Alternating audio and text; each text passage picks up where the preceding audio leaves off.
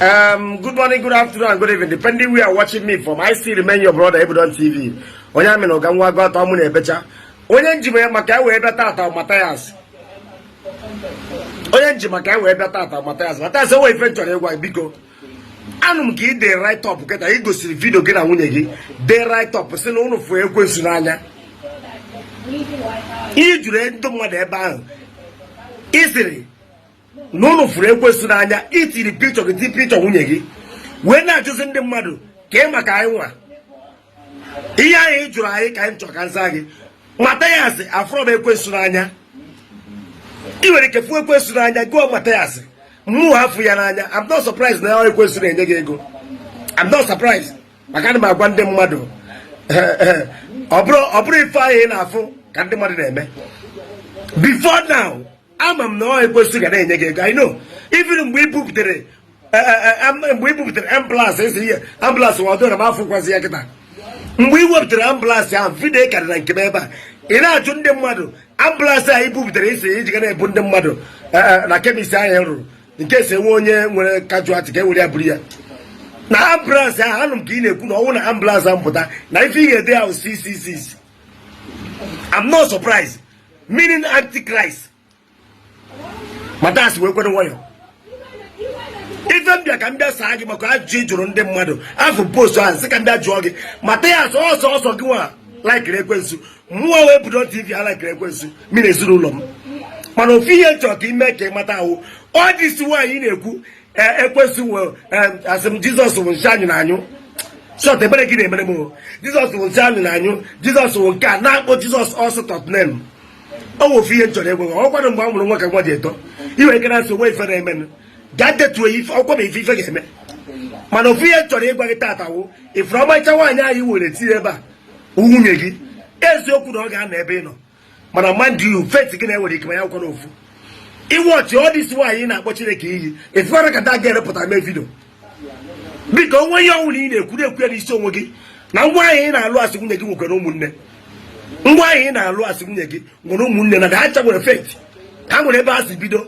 so ọnwụ na ịchọ belong anywhere nwere ike ikwu ihe ọnwụ tisọpụ ịchọ nke gị maka ọsọ anyị na-agbakwa ọsọ onye n'isi ya nwaanyị anyị tiri picha ebe a wee na-asị n'ụlọ laikiri Ekwensu o kwere ike manya ya nwere onwe ya laikiri Ekwensu agwa ga nsị advice ka nsị ka nye gị wepụ picha da woman ma ọ bụrụ na ịchọ ikwu ihe ọnwụ ị na-ekwu ọ ka nsị ka ngwa gị ọsọ ahụ kwa ọsọ onye n'isi ya nwa ahụ nwere ike ma ya dị na hapụ ihe ị na-eme ya o nwere ike ma ya dị na hapụ picha ya ahụ itiri ebe ahụ mana ọ ga-agba nkịtị dutọrọ gị n'ala ya ọ ka nsị ka ngwa gị picha ya ahụ itiri ebe a wee na-ekwu na ịchọ ịlaiki Ekwensu like ya n'onwe gị. I'm not surprised even before now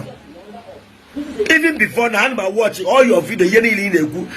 I'm not doubting o nwere ike o nwere Ekwensu na-enye gị ego o nwere ike o nwere Ekwensu ka ị na-ejere ozi mana ịchọ ime na-eme n'isi onwe gị maka elugwu anyị fụrụ ọsọ onye n'isi ya ọ ka nsị ka ngwa gị aka nwa n'ụlọ Igbo TV onye amị na ọga nwa gatọ mụ na ebecha nwoke emesịa.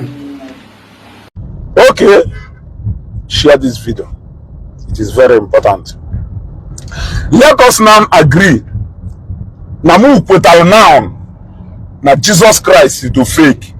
Na Jesus Christ are they exist. No more anything to at Jesus Christ. Never a story akolai. Negotiate with your ancestor. Molo. And I have a Muslim.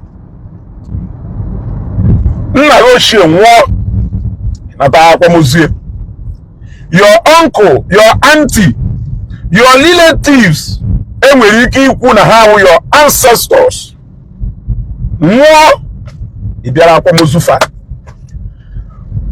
Mana Christmas, Omumu Jesus Christ.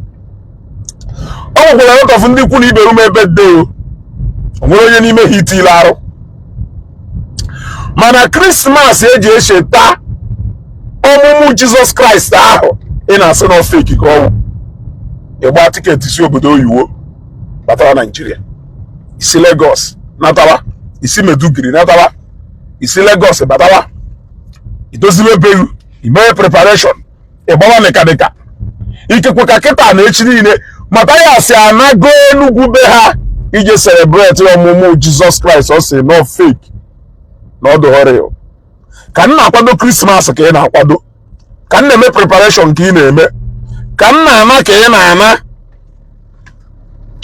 emechikwala afịa maka ọmụmụ Jesus Christ ya dị fake isoro mechie afịa. Who is fooling who? Unu niile onunu hekwuwere ife a ụfọdụ n'ime ụnụ anatana ụfọdụ edozichago be ha ụfọdụ epentichago be ha ụfọdụ kwadowe Christmas ya wụ ọmụmụ Jesus Christ ọmụmụ onye nzọpụta more than 5 months ago. More than 5 months ago. Ife niile a na-ekwu n'ime afịa one ndị ede ife ahụ ana m ajụ gị ajụjụ ije ebe ọ na n'ime afịa ọ na-ekwu mana mmemme niile emegolobe nna ya onwekwo nke ị na-atalụ mana otu ife esikwu na do ị ga-anọrịrị Christmas ajọsụ nsị ka m chetalụ na Christmas ahụ ị na-ama in case if you don't know ncheta ọmụmụ onye nzọpụta which is Jesus Christ. Ọ birthday Jesus Christ ka ị na-agbalụ ife niile ahụ ị na-agbalụ na-akwadoro ife niile ahụ ị na-akwadoro na-agba dị kirikiri niile ahụ ị na-agbalụ so ọ sọrọwo ma ọ sọrọwo ikwere ekwe ịghọtago edeceives n'onwe gị birthday Jesus Christ dedicate your time and you don't have any choice. I just say ka njụ ajụjụ ka m chetakwa na akwalụ your ancestors ụfọdụ n'ime unu celebrate your uncle 80 years celebrate your grandmother 90 years ọnwa akwa ihe ekwenata. Meanwhile those ancestors you are claiming that you are fighting for. Mana Christmas iru akwa kwado ihe ebidogori 3 days to kwadosiwe ebe niile penti wuno doziwe ife gobe ife so ka iwe jeme that celebration na bịa once every year they play they deceive no one mbata n'ime afịa akpara isi nna abụ akwa na-abụ nke mada na abụ na-abụ ha wa akwado Christmas onwekwu ife Jesus Christ ọwụrụ but you are spending much dedicating much even leaving your base going through the road because you are going to celebrate a man that is so fake and a man that doesn't exist. I hear you. Not deceive no one.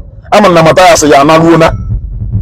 Mathias nwere ike ịkwadocha family na alụ onwe ọ nọrọ nke last year anyị ma mgbe ọ nalụ many of you anasiana na ahụ na onwe na ahụ make una dey play no wahala ọ hụrụ kelafa ya D1 also shalom everywhere cool share this video.